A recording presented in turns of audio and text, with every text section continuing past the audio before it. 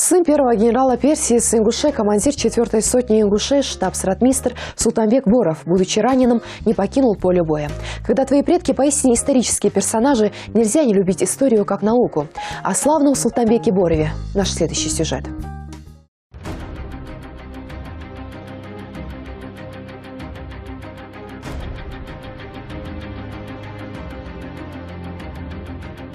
Султанбек Заурбекович Бекборов, ротмистр Ингушского конного полка Кавказской туземной конной дивизии. Кадровый военный Султанбек Боров родился в 1889 году в селении Длинная долина Владикавказского округа Терской области в семье офицера Российской императорской армии. Выбор военной карьеры был для него не случайен.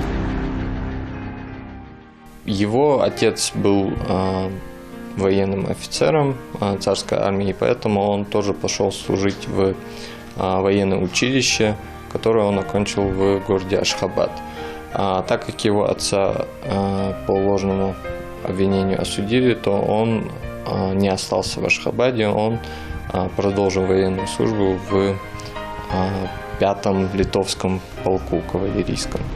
Первую мировую войну Султанбек Боров начал в 5-й кавалерийской дивизии, и в 1915 году он был награжден золотым именным георгиевским оружием. Но это не единственная награда, которой был отмечен наш знаменитый земляк.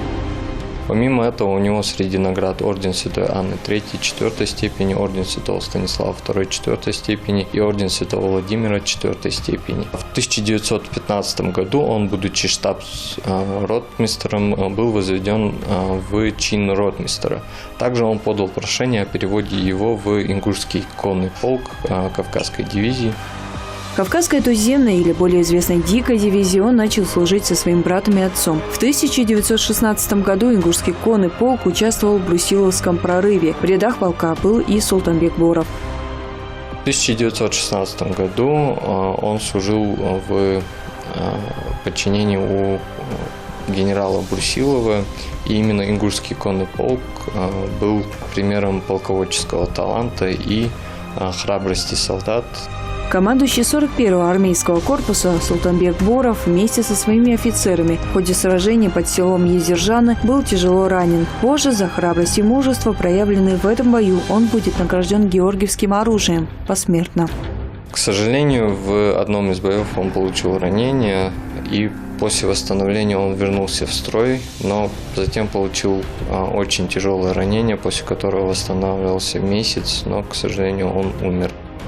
Скончался Султанбек Боров в сентябре 1916 года в военном госпитале после тяжелого ранения. Похоронен он в том же селе, где и родился – Длинная долина Терской области.